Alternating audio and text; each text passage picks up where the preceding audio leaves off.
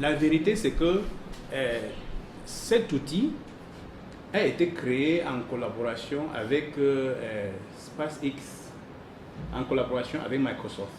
Or, Microsoft, on sait qu'ils ont eu à développer l'encyclopédie comme Encarta. Microsoft détient beaucoup de données, que ce soit pour son propre moteur de recherche. Et quand vous regardez bien à un certain niveau, que ce soit les Google, les Microsoft, eux, ils travaillent ensemble et se partagent les données. Donc, vous imaginez tout ce que Encarta détient aujourd'hui. Vous imaginez tout ce qu'on peut avoir dans les dictionnaires. Alors, ce sont ces données partagées, avec ces données partagées, qu'ils entraînent les robots qui peuvent se présenter sur une forme ou sur une autre. Donc, du coup, le véritable problème pour nous, Africains, c'est d'abord d'avoir les données. Parce qu'avant de commencer à entraîner une machine, il faut déjà avoir les données. Alors, donc, nous avons regardé, quand on parle de... On dit, le principe, c'est qu'on veut essayer d'imiter le cerveau humain.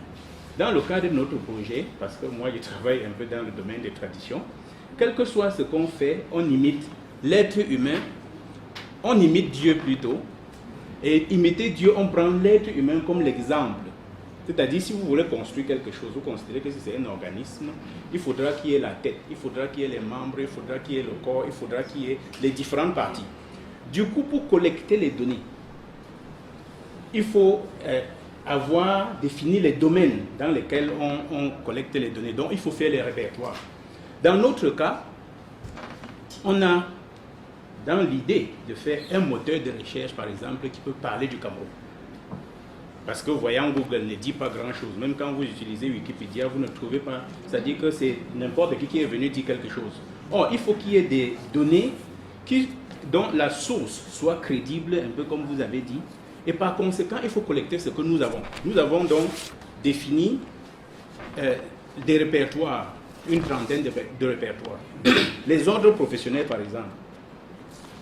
Nous avons pu avoir les fichiers pour les membres de chaque ordre professionnel. C'est l'un de mon collaborateur qui disait que mais on a beaucoup d'archives dans le domaine des archives, on n'en a pas. On a les avocats, les ordres, les pharmaciens, tous ceux qui travaillent et qui sont membres d'un ordre professionnel, on les a répertoriés dans le répertoire ordre professionnel du Cameroun. Donc, on peut prendre le pharmacien et on peut dire quelle est sa pharmacie. On a répertorié les lieux et les localités, par exemple. Le Cameroun compte des chefferies dont les régions on connaît, les collectivités on connaît, dont les communautés urbaines il y en a 14, les conseils régionaux il y en a 10, les départements il y en a 58, les arrondissements et les communes il y en a 360, les chefferies de premier degré il y en a 81, les chefferies de deuxième degré il y en a 875, les chefferies de troisième degré il y en a dans les 12 000. Alors, nous avons pu répertorier dans le répertoire lieux et localités du Cameroun. Donc, si quelqu'un prend dans ce répertoire, il donne le nom de son quartier de troisième degré, là, il va dire déjà qu'en ce moment, il s'agit d'un quartier ou village de troisième degré situé dans tel arrondissement, dans telle commune, situé dans telle région. Donc, nous, on a ces informations. Donc, vous voyez, s'il prend seulement les deux répertoires, nous, on peut localiser une pharmacie ou un membre d'un ordre professionnel en associant les deux répertoires. Vous pouvez donner le nom de quelqu'un. Il dit, oui, ça c'est un ingénieur, il est né originaire de tel endroit, cet endroit, sa localité de naissance ou de travail, il donne déjà une information. Donc le moteur peut prendre les deux répertoires. En troisième répertoire, par exemple, nous avons fait le glossaire de noms. C'est-à-dire, on a pu répertorier 30 000 noms de familles camerounaises. C'est-à-dire quelqu'un peut venir, parce qu'il est question de voir que n'importe qui peut avoir un intérêt à venir dans ce moteur chercher quelque chose. Il lance au moins son nom. Il dit que ça, c'est un nom de famille camerounais. Et on a donné une liste d'informations qu'il faut collecter pour chaque nom. La signification du nom, l'ethnie, où on parle où il y a ce nom, et s'il y a eu des personnalités qui ont eu à utiliser ce nom. Donc ça, nous on a un certain nombre. Les langues et les peuples du Cameroun. On a le répertoire de toutes les langues du Cameroun. Et étant au CERDETOLA, ayant accès, par exemple, à la base de données du CERDETOLA, nous avons dans ce répertoire toutes les langues du Cameroun avec leur code ALCAM, le numéro, dont on peut utiliser seulement le numéro de la langue là. Et à partir de là, on peut savoir quelles sont les publications qui existent sur cette langue. Et c'est le travail sur lequel le professeur a travaillé dessus, c'est-à-dire c'est le domaine sur lequel elle a travaillé pendant il y a 50 ans. On peut savoir, vous prenez seulement le nom de votre langue. On dit, oui, cette langue-là, c'est parlé par tel nombre de personnes, les communautés qui parlent se trouvent dans telle région, dans telle localité. Et puis, on peut, à partir de là, en associant au répertoire localité, par exemple, on dit, oui, tel votre village-là, on parle telle langue là-bas. Et on pourra associer les éléments de convivialité. Comment on dit bonjour là-bas, je m'en vais là comme touriste, j'arrive, je dis comment pour saluer, etc. On peut aller collecter. Et ça, il y a la possibilité de collecter sans trop souffrir parce que nous avons évalué. On voit que si vous travaillez avec les chercheurs académiques modernes qui cherchent depuis que l'école existe, que le pays existe, mais on ne sait pas s'ils trouvent eux-mêmes. Dans ce cas, dans notre philosophie, c'est d'aller au village, dire à une maman de faire une conversation. Bonjour, mon fils, etc. C'est ça qu'on enregistre pour ne pas avoir affaire au docteur qui a fait une demi-page et qui veut vous pourchasser parce que quand il a fini de faire, il allait mettre chez la madame, il allait chercher son diplôme et il ne veut plus, il ne sait plus que c'est ce qu'il a appris dans son propre village et qui devait être partagé. Donc, à ce niveau, pour la collecte de ces données, on pense faire avec donc, les communautés, les chefs traditionnels. Donc les ethnies du Cameroun, le Cameroun a 200 combien d'ethnies, on présente ces ethnies, on peut dire c'est dans tel département vous trouverez, et ils parlent telle langue, ils sont situés dans tel endroit. Bon, les répertoires comme autorité gouvernement, vous pouvez savoir qui est ministre de quoi et qui ont été les ministres depuis 82. C'est ce que nous on a comme base maintenant. Les politiques élections, on sait qui est électé, qui a été élu. Que ce soit député, sénateur, maire, tout ça, on a tout ça. Donc on peut tirer tourisme. Dans tourisme, loisirs, on a les sites touristiques. Là, à ce niveau, on travaille avec le ministère du Tourisme qui nous donne toute la documentation sur les sites touristiques recommandés, y compris les établissements de tourisme, dont les hôtels, les restaurants, c'est répertorié, les organisations culturelles, c'est à ce niveau qu'il y a les bibliothèques. Je me suis rapproché de M. Tammo pour qu'il nous dise s'il y a vraiment un répertoire pour les membres de la BADCAM où sont situées les bibliothèques. On a ce qu'on a pu trouver. Donc ça, et pour ce qui est des bibliothèques, notre idée c'était quoi? On peut, dans une base ou dans un moteur qui est typiquement camerounais, pouvoir seulement localiser les bibliothèques, les archives. Pouvoir également donner les informations qui peuvent être d'ordre public sur ces archives-là. Je veux chercher telle information, où est-ce que je peux trouver? C'est-à-dire que s'il y a des bases. Ce que je voudrais comprendre, toutes ces informations que vous avez là, elles sont logées où? C'est un site internet. Vous hébergez les informations quelque part ou bien c'est une base de données? C'est-à-dire que c'est une base de données. Pour le moment, on peut accéder à Internet. Mais la finalité pour nous, c'est pas seulement Internet.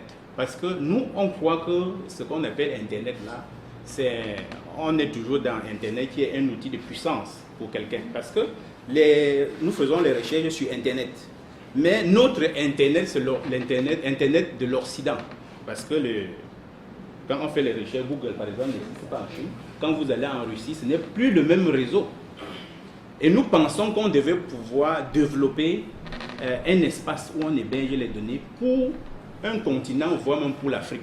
Et nous, on s'est focalisé pour le Cameroun. Et c'est accessible en ligne. Mais à terme, on pense qu'on pourra faire en sorte que ces données soient dans une tablette.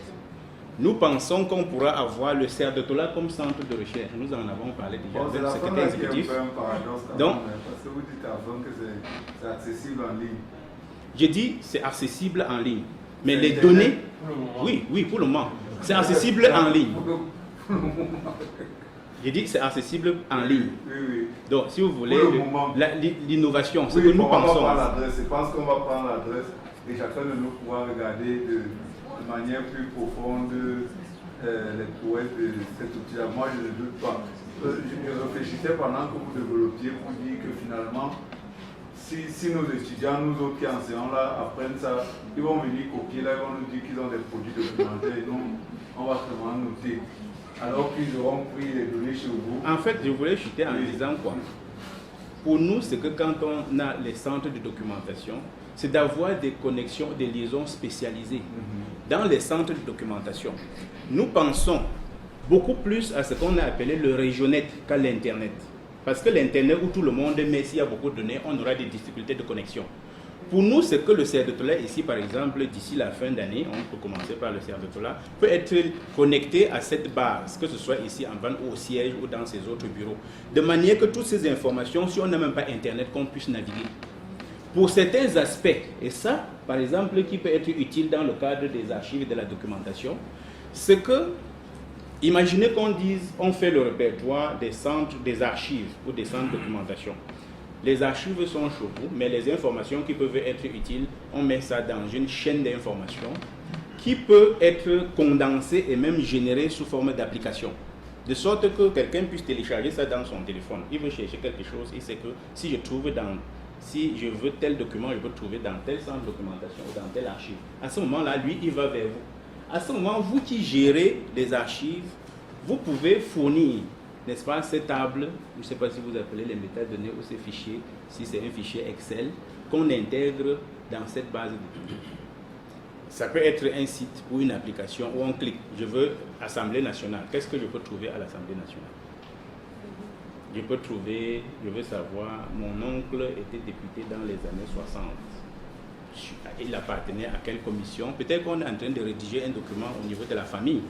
Donc il fouille, il peut déjà avoir un certain nombre d'informations. Donc c'est ça, c'est-à-dire que, et pour ce qui est directement du répertoire qui concerne les livres, nous avons la bibliographie nationale de 2002 à 2005, un livre qui a été publié par le ministère des Arts et de la Culture. Et l'idée, c'est que on peut avoir les données sur l'ensemble des publications, que ce soit par les archives nationales, la bibliothèque nationale ou par les sociétés des droits d'auteur. Donc, nous avons pu avoir les fichiers de tous ceux qui sont auteurs ou créateurs au Cameroun, camerounais, donc que ce soit les membres de la Sociladra, les membres Camerounais résidents au Cameroun, et dans la biographie nationale, on cite aussi les œuvres des Camerounais qui ont publié dans les maisons ailleurs. Oui, de la diaspora. Donc, il y a ça dans cette base-là. C'est-à-dire que nous, on en a pour tout ce qui a été publié jusqu'en 2000, jusqu'en 2002. Maintenant, cette base, pour enrichir cette base-là, on peut travailler avec les responsables des bibliothèques ou des archives qui alimentent en information, parce que ce que vous donnez, ça vient enrichir toute la base, et puis vous trouvez aussi ce que les autres ont mis dans ces données, et on pourra trouver une politique pour voir dans quelle mesure ces différents les différents centres peuvent être interconnectés. D'accord, c'est ce que nous disions. Que ce soit accessible avec Donc, et en gros, pour chuter et parler de l'intelligence, c'est que une fois que ces données sont collectées, on peut entraîner un moteur, si vous voulez. À ce moment, le moteur peut dire, vous poser n'importe quelle question, que ce soit sur la localité, sur les personnalités, sur les sites et tout ça, et il construit, n'est-ce pas, un discours pour vous répondre en disant, ah oui, vous cherchez tel document, vous pouvez le trouver dans le centre des archives de tel endroit, etc. Et que, pour ma part, ce que j'ai retenu depuis, c'est que pour que nous on soit à la hauteur, il faut qu'on puisse avoir des données, il faut qu'on puisse avoir des bases, des données qui pourront être partagées pour être dans l'esprit de blockchain, et à ce moment soumettre aux techniciens, n'est-ce pas, qui peuvent travailler dans ce sens pour améliorer. Et d'ici l'année prochaine, on aura, vous pourrez voir ce qu'on aura fait pour le CERDETOLA. C'est-à-dire que dans cet esprit, on a collecté tout ce que le CERDETOLA a pu faire depuis sa création, ce qui existe comme document libre d'accès. Je pense que c'est une belle expérience locale. Donc le site, la porte d'entrée, c'est annuel. C'est-à-dire que annuel a... Si vous allez dans annuel maintenant, vous allez voir que c'est déjà accessible. Vous cliquez sur répertoire et vous aurez les différents répertoires et vous pouvez chercher dans chaque répertoire. C'est annuel à nuel.cm. Ça signifie annuel A comme araignée, parce que c'est ça. NUEL.cm.